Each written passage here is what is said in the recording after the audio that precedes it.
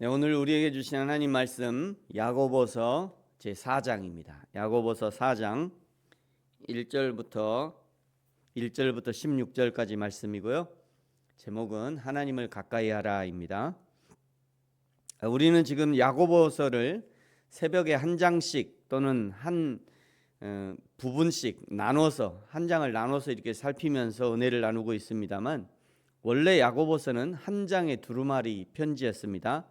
그러니까 야고보서를 가장 잘 읽고 묵상하는 방법은 한 번에 1장부터 5장까지 쭉 읽고 이 한 권이 무엇을 말씀한지를 파악하고 그리고 말씀하시는 것을 내 삶에 적용하는 것이 가장 좋은 방법입니다.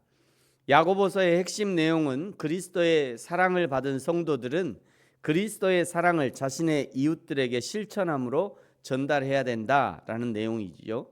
조금은 과격하게 들릴 수 있습니다만 행함이 없는 믿음은 죽은 것이다. 그러니까 너희가 죽은 믿음이 아니라면 행함으로 사랑과 섬김을 실천하라, 이런 의미가 있었습니다. 오늘 야고보서 4장은 3장에서 언급한 시기와 다툼의 원인을 인간 내면의 정욕과 세상을 향한 영적 간음에서 찾습니다.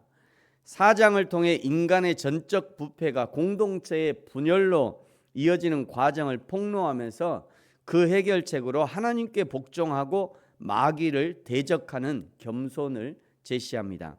먼저 1절부터 3절은 갈등의 원인을 정욕이다라고 알려줍니다. 우리 1절, 2절, 3절 같이 한번 읽겠습니다. 시작. 너희 중에 싸움이 어디로부터 다툼이 어디로부터 나느냐? 너희 지체 중에서 싸우는 정욕으로부터 나는 것이 아니냐? 너희는 욕심을 내어도 얻지 못하여 살인하며 시기하여도 능히 취하지 못함으로 다투고 싸우는도다. 너희가 얻지 못함은 구하지 아니하기 때문이요 구하여도 받지 못함은 정욕으로 쓰려고 잘못 구하기 때문이라. 아멘. 그러면서 싸우는 성도들, 욕심을 내는 성도들을 가늠한 여인이라고 독설을 퍼붓습니다. 4절을 보십시오. 가늠한 여인들아, 세상과 벗된 것이 하나님과 원수됨을 알지 못하느냐? 그런즉 누구든지 세상과 벗이 되고자 하는 자는 스스로 하나님과 원수되는 것이니라. 너희는 하나님이 우리 속에 거하게 하신 성령이 시기하기까지 사모한다 하신 말씀을 헛된 줄로 생각하느냐?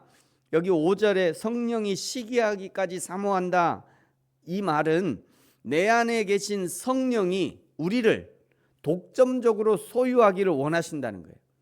그러니까 내 안에 계신 성령이 너는 나만 사랑해야 돼, 너는 나만 사랑하는 사람이 됐으면 좋겠어, 이렇게 성령이 지금 우리를 향해서 그런 마음을 갖고 있다는 거죠. 우리가 다른 것에 마음을 뺏기지 않고 오직 하나님만, 오직 성령님만 사랑하는 존재가 되기를 원하신다는 거예요. 그러면서 하나님의 은혜를 얻기 위해 어떤 사람이 되어야 하는지를 알려주십니다. 첫 번째가 겸손한 자가 되어야 합니다. 6절을 보십시오. 그러나 더욱 큰 은혜를 주시나니 그러므로 일렀으되 하나님이 교만한 자를 물리치시고 겸손한 자에게 은혜를 주신다 하였느니라. 두 번째, 하나님께 복종하고 마귀는 대적해야 합니다. 7절입니다.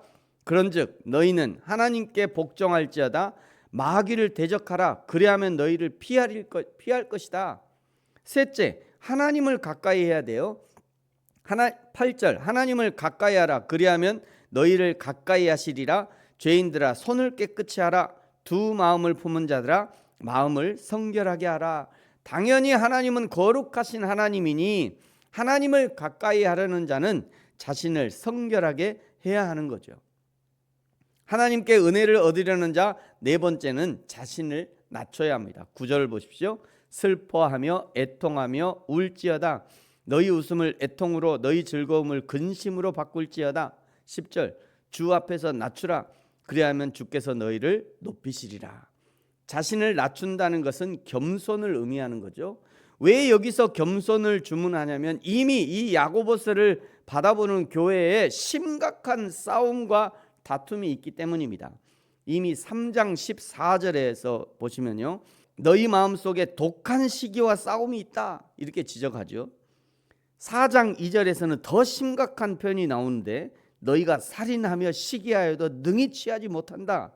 이 정도로 심각한 내부의 분열, 전쟁과 같은 상황이 있었다는 거예요. 그래서 자신을 낮추는 겸손을 주문하고 있는 겁니다. 그러면서 11절과 12절은 앞서 다룬 내면의 정욕과 세상의 벗됨의 문제가 공동체 안에서 어떻게 구체적인 죄로 나타나는지를 보여줍니다. 당연히 이런 정욕이 충만하고요, 세상에 어떤 죄들이 있으면 당연히 증상이 나타납니다. 그 증상이 어떻게 나타나냐? 그것이 이제 비방과 판단이죠. 11절을 보십시오. 형제들아, 서로 비방하지 말라. 형제를 비방하는 자나 형제를 판단하는 자는 곧 율법을 비방하고 율법을 판단하는 것이라. 내가 만일 율법을 판단하면 율법의 준행자가 아니요 재판관이로다. 입법자와 재판관은 오직 한 분이시니 능히 구원하기도 하시며 멸하기도 하시느니라. 너는 누구이기에 이웃을 판단하느냐? 비방은 상대방을 낮춰서 말하는 것이죠. 상대방을 비방하는 것은 그 형제를 사랑하라고 말씀하신 하나님의 율법을 무시하는 행위입니다. 또 형제를 판단하는 것은요, 하나님이 하시는 것인데, 형제를 판단하는 순간 인간은 자신의 위치를 이탈해서 하나님처럼 되려고 하는 욕망에 사로잡히는 겁니다. 그래서 지적하는 것이 12절 끝에 있죠. 너는 누구이기에 이웃을 판단하냐? 너는 피조물에 불과하다. 너는 그것을 기억해야 돼. 이런 의미죠. 인간은 자신이 피조물임을 기억할 때 겸손해집니다.